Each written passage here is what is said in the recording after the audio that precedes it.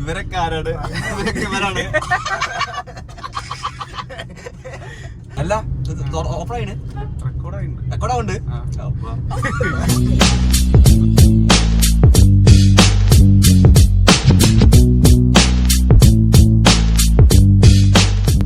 Hello friends, എല്ലാവർക്കും motto വേൾഡിന്റെ പുതിയൊരു വീഡിയോയിലേക്ക് സ്വാഗതം. അപ്പൊ നിങ്ങൾ ചിന്തിക്കുന്നുണ്ടാവും, എന്താണ് ഇപ്പൊ സാധാരണ നമ്മൾ കണ്ട് വരാത്ത രീതിയിലുള്ള ഒരു വീഡിയോ കാറിനകത്തിരുന്നുകൊണ്ട് ഏതോ രണ്ടുപേരുടെ കൂടെ ഒരു വീഡിയോ ചെയ്യുന്നത്. ഓക്കെ, അപ്പോ നമ്മുടെ മോട്ടോ വേൾഡിന്റെ വീഡിയോയില് എന്നെ മാത്രമേ നിങ്ങൾ കണ്ടിട്ടുണ്ടാവുള്ളൂ. പക്ഷെ അതിന്റെ പിറകില് പ്രവർത്തിച്ച് നമ്മുടെ കൂടെ എപ്പോഴും സപ്പോർട്ട് ചെയ്യുന്ന രണ്ടുപേരാണ് രണ്ടുപേരും. അവരവരെ തന്നെ പരിചയപ്പെടുത്തട്ടെ. എങ്ങനെ പേര് അല്ല, മലയാളത്തിൽ പറഞ്ഞു. എന്റെ പേര് ലോഹിത് മേശ്ശേരി. ഇപ്പൊ എന്ത് ചെയ്യുന്നു? ഇപ്പം പ്രത്യേകിച്ച് LLV എന്താ, ഞങ്ങൾ കുറച്ച് ഗ്യാപ്പ് ഒക്കെ വന്നിരുന്നു. അപ്പൊ ഞങ്ങളെല്ലാരും വേറെ വേറെ രീതിയിൽ അങ്ങോട്ടും ഇങ്ങോട്ടും സ്പ്ലിറ്റ് ആയി പോവാന്ന് പറഞ്ഞു കഴിഞ്ഞാല് എന്താ പറയാ, ഓരോ വഴിക്കായി പോയി. ഇപ്പൊ പിന്നെ ഞങ്ങളൊന്ന് ജോയിൻ ചെയ്യാണ്. ഞാനിപ്പോ LLV ലാസ്റ്റ് ഇയറിലേക്ക് കിടക്കാണ്. അടുത്ത ആളിതാ മെയിൻ. അതെ, നമ്മുടെ ചാനലിന്റെ എല്ലാം ഇല്ല, നമ്മളെ എഡിറ്റിങ്ങും കാര്യങ്ങളൊക്കെ അതെ, നമ്മളെ കറക്റ്റ് വീഡിയോ ഷൂട്ട് ചെയ്യുന്നതൊക്കെ ഇദ്ദേഹമാണ്. ഒന്ന് പരിചയപ്പെടുത്തി.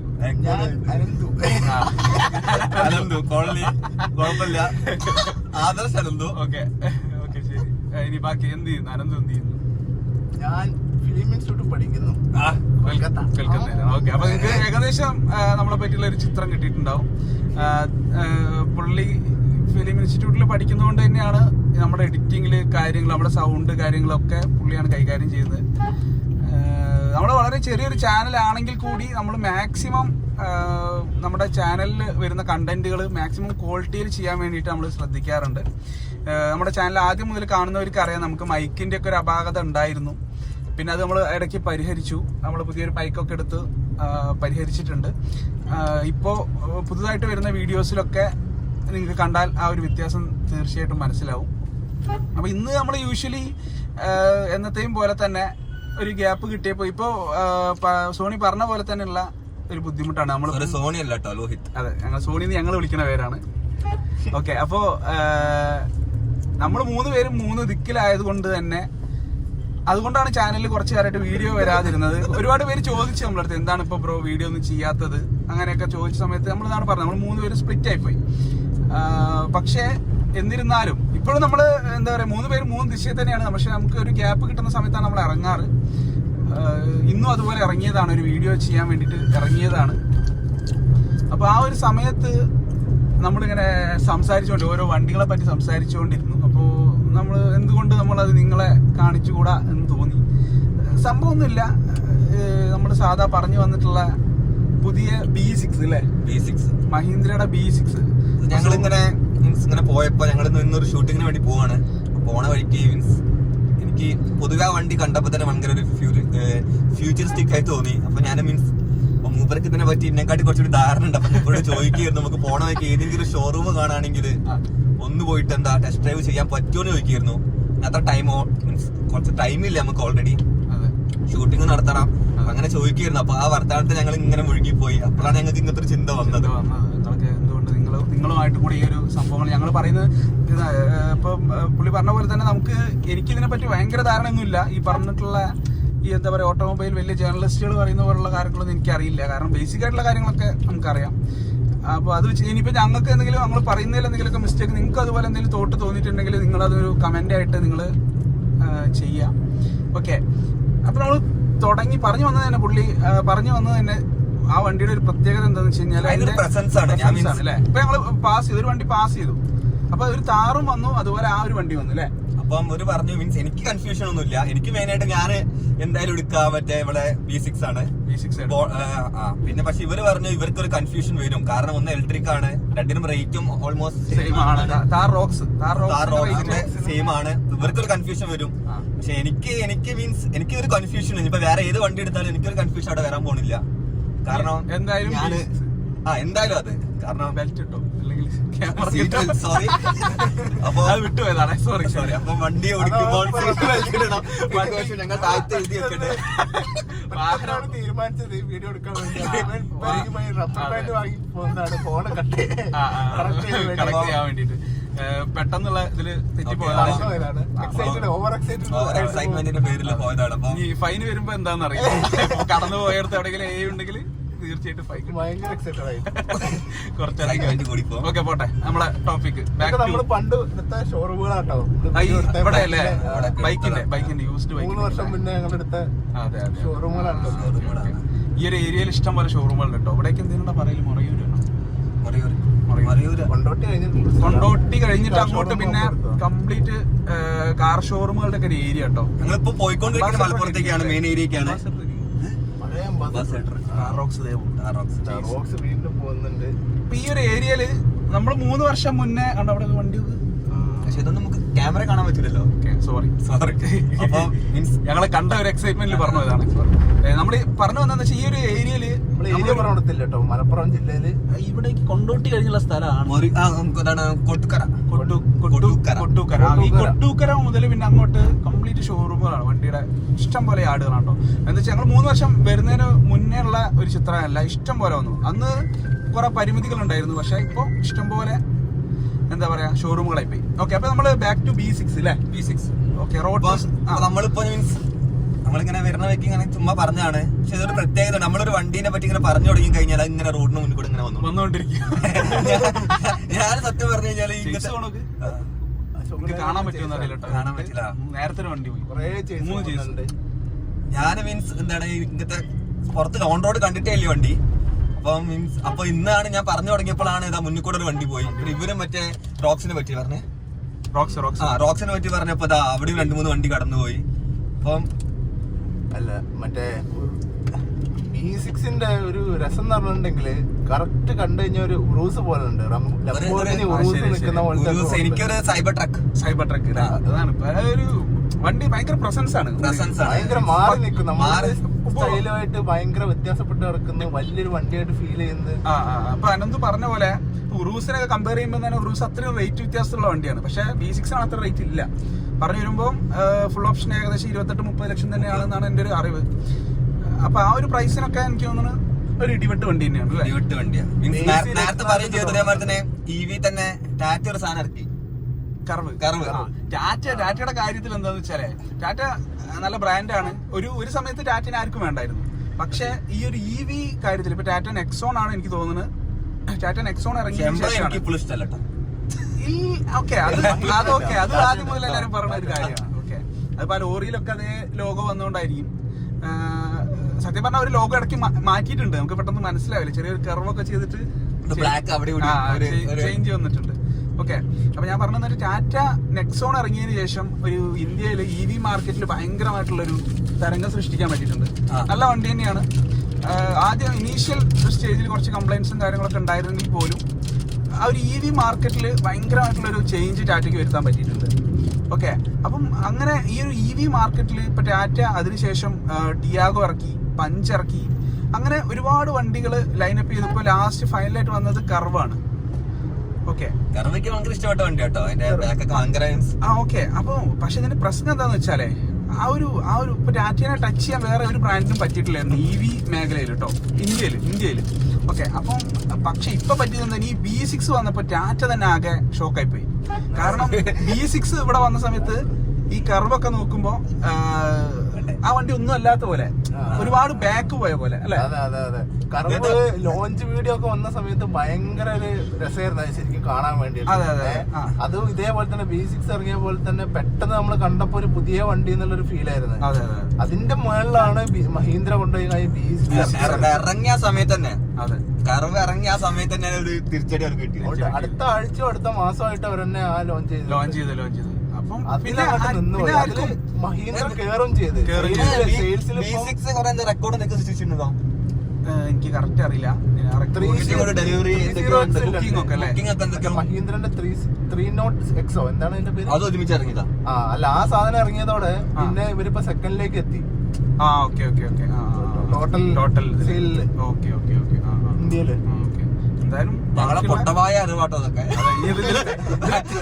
ഞങ്ങൾക്ക് അറിയുന്ന അറിവുകളാണ്, ഇതൊന്നും ഒഫീഷ്യൽ ആയിട്ടുള്ള ഒരു സംഭവമൊന്നുമല്ല. നിങ്ങൾക്ക് ഞങ്ങളൊരു എന്താ പറയാ അതെ തന്നെ. അപ്പൊ അതിലെന്തെങ്കിലും തെറ്റുണ്ടെങ്കിൽ നിങ്ങളത് കമന്റ് ആയിട്ടൊക്കെ പറയണം, തെറിവിളിക്കരുത്. പത്രം വായിച്ചിട്ടുള്ള അറിവാണ്. അതെ, പത്രം വായിച്ചിട്ട് പത്രം വായിക്കാത്ത അറിവാണ്. സോഷ്യൽ മീഡിയയിലൊക്കെ വന്നിട്ടുള്ള അങ്ങനെ നമ്മൾ അറിയുന്ന അറിവുകളാണ്. ഓക്കെ,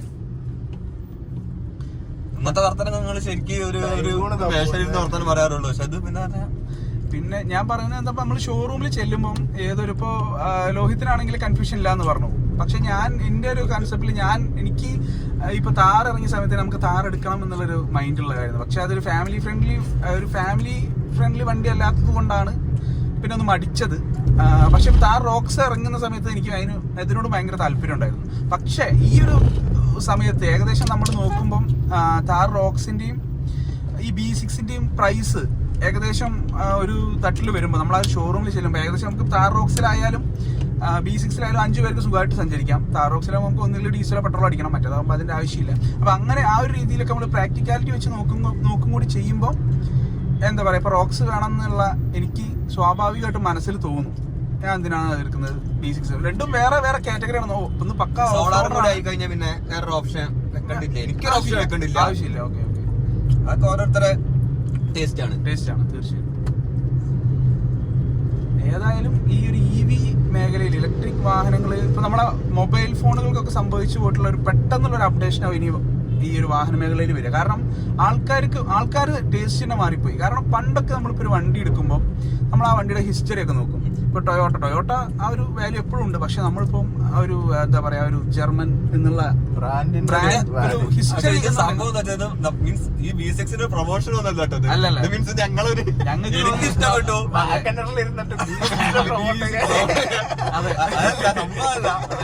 അത് കാണുന്നവർക്ക് എന്തായാലും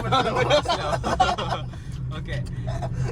അപ്പൊ അതാണ് EV മേഖലയില് അത്രയും വലിയൊരു ഇത് ഇനി വരും. കാരണം ഇപ്പൊ എനിക്ക് തോന്നുന്നത് ഈ ഒരു പ്രൈസ് ഒക്കെ ഇനി കുറയും. ഇപ്പൊ ഈ പറയുന്ന അത്രയും റേറ്റ് ഒന്നും, കാരണം നമ്മുടെ മൊബൈൽ ഫോണിലൊക്കെ സംഭവിച്ചിട്ടുള്ളൊരു സിസ്റ്റം. കാരണം ആദ്യമൊക്കെ ജനറേഷൻ തന്നെ മാറി ടെക്നോളജിന്റെ കൂടുന്നതനുസരിച്ചിട്ട് അതിന്റെ റേറ്റ് ഇങ്ങനെ കുറഞ്ഞുകൊടുക്കും. കാരണം മൊബൈൽ ഫോണൊക്കെ ഒരു സമയത്ത് എന്ത് വിലയായിരുന്നു അല്ലെ? ഒരു സാധാ ഒരു ടച്ച് ഫോണൊക്കെ ഇറങ്ങിയ സമയത്ത് സാംസങ്ങിന്റെ ഒക്കെ ഒരു ഗാലക്സി എന്നൊക്കെ പറഞ്ഞ സാധനത്തിന് ഭയങ്കര വിലയായിരുന്നു. പിന്നെ ഈ റെഡ്മി ഒക്കെ വന്നു, ബ്രാൻഡാണ് അതൊക്കെ. പക്ഷെ റെഡ്മി ഒക്കെ വന്നതിന് ശേഷം എന്ത് ചെയ്തു, ഈ ആൻഡ്രോയിഡ് ഫോണുകളുടെ വില കുത്തനെ കുറഞ്ഞു അല്ലെ? ചെറിയ പ്രൈസിന് തന്നെ അവര് ഒരുപാട് ഫീച്ചേഴ്സ് ഉള്ള ഫോണുകൾ ഇറക്കാൻ തുടങ്ങി. ഒന്നും വേണ്ട, ജിയോന്റെ റീചാർജ് അതെ, അത് കിട്ടി തുടങ്ങി ഇന്റർനെറ്റ്. അതെ. ഓക്കെ. അപ്പൊ അത് പറഞ്ഞ പോലെ തന്നെ ഈ ഒരു വാഹന മേഖലകളിലും ഇതുപോലെ തന്നെ ഇപ്പൊ ഈ ഇലക്ട്രിക് വാഹനങ്ങൾ വരുമ്പോൾ എസ്പെഷ്യലി ചൈനീസ് മേഖലയിൽ നിന്നൊക്കെ വരുമ്പോൾ ഒരുപാട് ഫീച്ചേഴ്സ് ഉള്ള വാഹനങ്ങൾ അല്ലെ? ഒരുപാട് ഫീച്ചേഴ്സ് ഉള്ള വാഹനങ്ങൾ, പ്രൈസ് വളരെ കുറഞ്ഞ് നമുക്ക് അഫോർഡബിൾ ആയിട്ടുള്ള ഒരു പ്രൈസിൽ തന്നെ ഒരുപാട് വാഹനങ്ങൾ ഇനി വരും. ലക്ഷറി ബ്രാൻഡുകൾ കൊണ്ടുവരാത്ത ടെക്നോളജി അവർ കൊണ്ടുവരുന്നത്. അതെ. ഇപ്പൊ പണ്ടൊക്കെ ആണെങ്കിൽ നമുക്കിപ്പോ ഒരു ചൈന പ്രൊഡക്റ്റ് എന്ന് പറയുമ്പോൾ ഒരു എന്താ പറയാ, അയ്യോ ക്വാളിറ്റി ഇല്ല അങ്ങനത്തെ ഒക്കെ ഒരു സംഭവമായിരുന്നു. പക്ഷെ ഇപ്പത്തെ ഒരു ജനറേഷൻ സത്യം പറഞ്ഞാൽ ക്വാളിറ്റി ഉണ്ട് ചൈന പ്രൊഡക്റ്റിന്. ഇപ്പം നമ്മള് നേരത്തെ നമ്മൾ പറഞ്ഞ് സൂചിപ്പിച്ച കാര്യം, ഒരു ഹിസ്റ്ററി എന്ന് പറയുന്ന സാധനത്തിനെ പറ്റി ഇപ്പൊ ആരും ബോധമല്ല. ഇപ്പൊ കാരണം എന്ന് പറഞ്ഞപ്പോ ഓല ബ്രാൻഡ് എന്ന് പറയുന്നത് അത് ഒരു ടാക്സി ആയിരുന്ന ഒരു വാഹനമാണ് അല്ലെ? ഇപ്പൊ നമ്മള് ആ ഒരു ടാക്സി കാർ ഇപ്പം ബുക്ക് ചെയ്യാൻ വേണ്ടിയിട്ട് എടുത്തു നോക്കുമ്പോൾ തന്നെ നിങ്ങൾ എന്തിനാ ടാക്സിയിൽ പോകണം, നിങ്ങൾക്ക് ഓല സ്കൂട്ടർ വാങ്ങിക്കൂടെ എന്നുള്ള അഡ്വർടൈസ്മെന്റ് വരും. ഓക്കെ. അപ്പൊ അവർക്ക് ഈ ഒരു വാഹനം ഉണ്ടാക്കിയിട്ടുള്ള ഒരു ഹിസ്റ്ററിയോ കാര്യങ്ങളോ ഒന്നുമില്ല. പക്ഷേ ഓലയുടെ സെയിൽ എത്ര കംപ്ലൈന്റ്സ് ഉണ്ട് എന്ന് പറഞ്ഞാൽ ഓലയുടെ സെയിൽ ഇപ്പോഴും ഭയങ്കരമാണ്. കാരണം പുതുതായ ഒരു സാധനം വരുമ്പോ എല്ലാവർക്കും ഒരു ക്യൂരിയോസിറ്റി ഉണ്ടാവും, എടുക്കണം, ട്രൈ ചെയ്ത് നോക്കണം. പിന്നെ ഒരു സ്കൂട്ടറിന്റെ മേലെ ഒരു പാട്ട്, അതിന്റെ ഒരു ആവശ്യമില്ല ശരിക്കും.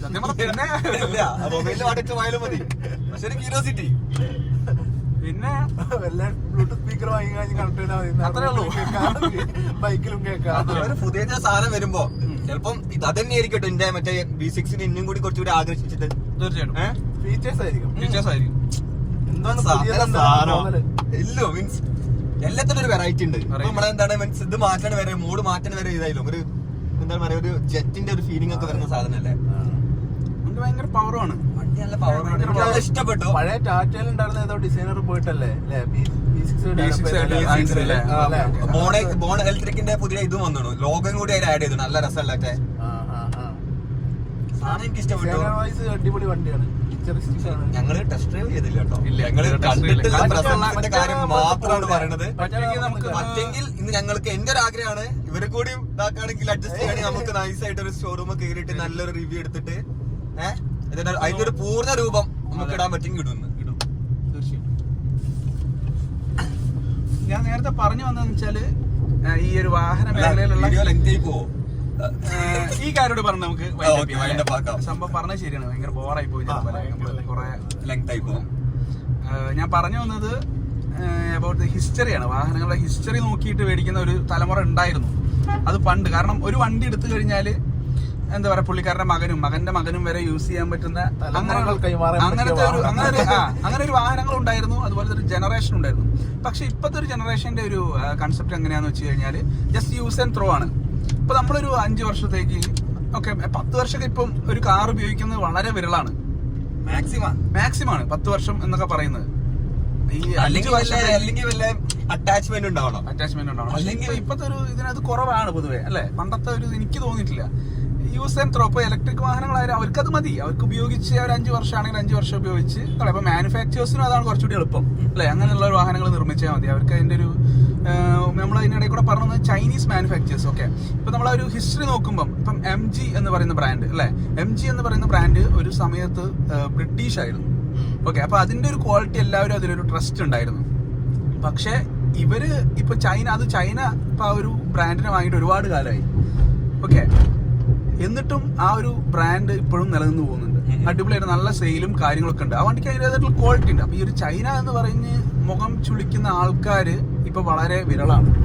അതിന്റെ ഏറ്റവും വലിയ ഉദാഹരണമാണത്. കാരണം ചൈന ഇപ്പൊ സത്യം പറഞ്ഞു കഴിഞ്ഞാൽ ചൈന എത്രയോ മുന്നിലാണ്. നമ്മളെ ഒരു ഇന്ത്യ എന്ന് പറയുന്ന രാജ്യത്തെ വെച്ച് നോക്കുമ്പോ ചൈന എത്രയോ മുന്നിലാണ്. ഇപ്പൊ ഇപ്പൊ ആ ഒരു സംഭവം ഇല്ല. സത്യം പണ്ട് ചൈനീസ് പ്രോഡക്റ്റ് എടുക്കാൻ ഭയങ്കര ഒരു ഇതായിരുന്നു. പക്ഷെ അതിന്റെ ഒരു വലിയൊരു ഇമ്പാക്ട് കൊടുത്തത് മൊബൈൽ ഫോൺ തന്നെ കേട്ടോ. തുടങ്ങിയതിന്റെ പേരിലാണ് നമ്മൾ ഇങ്ങനെ പുച്ഛിച്ച് അതിന്റെ കൂടെ തന്നെ ഇങ്ങനത്തെ ഇത്തരത്തിലുള്ള വലിയ റിസർച്ചുകളും തുടങ്ങിയിരുന്നത്. അതിന്റെ ബെനിഫിറ്റ് ആണ് നമ്മളെല്ലാരും ഇപ്പൊ ഉപയോഗിച്ചുകൊണ്ടിരിക്കുന്നത്. നമ്മളിപ്പോ ഷൂട്ട് ചെയ്യുന്ന ഫോണിന്റെ എലമെന്റ്സ് കാര്യങ്ങളൊക്കെ ചീപ്പ് റേറ്റിൽ കിട്ടുന്നുണ്ട് സാധനം. പ്രൊഡക്റ്റ് പണ്ടത്തെ മാരത്തിന് അത്രയ്ക്ക് വലിയ. നമ്മളിപ്പോ ഈ പറയുന്ന B6 B6 ഇന്ത്യൻ മാനുഫാക്ചർ ആണെങ്കിൽ അതിന്റെ ബാറ്ററി യൂസ് ചെയ്തിരിക്കുന്നത് ചൈനീസ് BYD എന്നാണ്. ടെസ്ല വരെ യൂസ് ചെയ്യുന്നത് ചൈനയുടെ ബാറ്ററിയും കാര്യങ്ങളൊക്കെ തന്നെയാണ്. പക്ഷെ എന്താ പറയാ, ഇപ്പോഴുള്ള ഒരു ജനറേഷനൊക്കെ എനിക്ക് തോന്നുന്നത് ഇപ്പൊ ആ സ്പീഡില്ലേ, നമ്മുടെ യൂട്യൂബർ അവനൊന്ന് ചൈനയിൽ പോയിട്ട് യഥാർത്ഥ ചൈന എന്താണെന്ന് കാണിച്ചു ഭയങ്കരമായിട്ടുള്ള അതാണ്. ഇനി ആരെങ്കിലും അങ്ങനെയൊക്കെ ചൈന എന്നുള്ള രീതിയിലൊക്കെ നിൽക്കുന്നുണ്ടെങ്കിൽ മാറി നമ്മളെ മാറണ്ടത്. അതെ, ഞാൻ പറഞ്ഞ എന്റെ ഇതില് സുസുക്കി നമ്മൾ മാറണം. അത് വാഗണർ എന്നുകൊണ്ട് സുസുക്കി നമ്മൾ മാറണം. പിന്നെ സുസുക്കി മാറണം. അതാണ് എന്റെ ഇതാണ്. അത് നമുക്ക് വേറെ ചർച്ച ഇടുന്നുണ്ടോ സുസുക്കിനെ പറ്റിട്ട്? അതെ, അത് തീർച്ചയായിട്ടും. അത് കുറച്ച് പറയാനുണ്ട്, കുറച്ചധികം പറയാനുണ്ട്. ഓക്കെ, അപ്പൊ എന്തായാലും നമ്മൾ ഇത്രയാണ് നമ്മുടെ ഇന്നത്തെ ഒരു ചർച്ച. ഇനിയും നമുക്ക് ഒരുപാട് കാര്യങ്ങൾ പറയാനുണ്ടല്ലേ. നമുക്ക് എത്തേണ്ട സ്ഥലം ഇനിയുണ്ട്. പക്ഷെ ലെങ്ത് കൂടി ബോറിംഗ് ആയിരിക്കും. ഞങ്ങൾക്ക് ചിലപ്പോൾ ഭയങ്കര എക്സൈറ്റ്മെന്റ് ആവും. ഒന്നും ഇല്ല. നിങ്ങൾ സത്യം പറഞ്ഞാൽ ഇത് പ്ലാൻഡോ ഒരു സ്ക്രിപ്റ്റഡോ സാധനങ്ങളൊന്നും അല്ല. ഞങ്ങളിപ്പോ സാധാരണ വണ്ടിയിൽ പോകുമ്പോൾ സംസാരിക്കുന്ന കാര്യങ്ങള് സത്യം പറയാൻ കൊടക്കുക. അതെ, അങ്ങനെ പറയാം. വെറുതെ കാര്യങ്ങള് അതിൽ കുറെ മണ്ടത്തരങ്ങളും ഉണ്ടാവും കേട്ടോ. കാരണം നമ്മളിതൊക്കെ പഠിച്ചിട്ടൊന്നും പറയുന്ന കാര്യങ്ങളല്ല. അതെ, നിങ്ങൾ തിരുത്തണം. അത്രയാണ് അപ്പൊ ഇന്നത്തെ ഒരു വീഡിയോ. അപ്പൊ ഇതുപോലെ ഇനി ഇൻട്രസ്റ്റിംഗ് ആയിട്ടുള്ള വീഡിയോസ് വരുമ്പോ ഞങ്ങള് ഇന്നോവ മാത്രമുള്ള ഷോറൂം കയറാൻ പറ്റും. ഈ ഒരു ഏരിയയിൽ സത്യം പറഞ്ഞ ഒരുപാട് ഷോറൂം ഉണ്ട്. ഓക്കെ, അപ്പൊ ഏതായാലും ഞങ്ങൾ പറഞ്ഞാൽ ഇങ്ങനെ പറഞ്ഞുകൊണ്ടിരിക്കും. അപ്പൊ ഇത്രയാണ് ഇന്നത്തെ വീഡിയോ. നിങ്ങളുടെ സജഷൻസ് കാര്യങ്ങൾ പറയാ. അതുപോലെ നമ്മുടെ ചാനലിൽ ഇനി എന്തൊക്കെ അപ്ഡേഷൻസ് വരണം, നിങ്ങളുടെ ഒരു ഇൻട്രസ്റ്റിംഗ് ആയിട്ടുള്ള കാര്യങ്ങൾ. ഇപ്പൊ കഴിഞ്ഞ ദിവസം നമ്മളൊരു താർ റോക്സ് ഇട്ടിരുന്നു. അത് അത്യാവശ്യം നല്ല എൻക്വയറി ഉണ്ട്. വണ്ടി സെയിലായിട്ടില്ല. ഓക്കെ, അതിന്റെ ഓണർ എന്ന് പറയുന്ന വ്യക്തി, പുള്ളിക്ക് എന്താന്ന് വെച്ചാൽ അതിൽ കൊടുത്തിരിക്കുന്ന എന്റെ നമ്പർ തന്നെയാണ്, എന്റെ പേഴ്സണൽ നമ്പർ തന്നെയാണ്. നിങ്ങൾക്ക് അതിൽ വിളിക്കാം.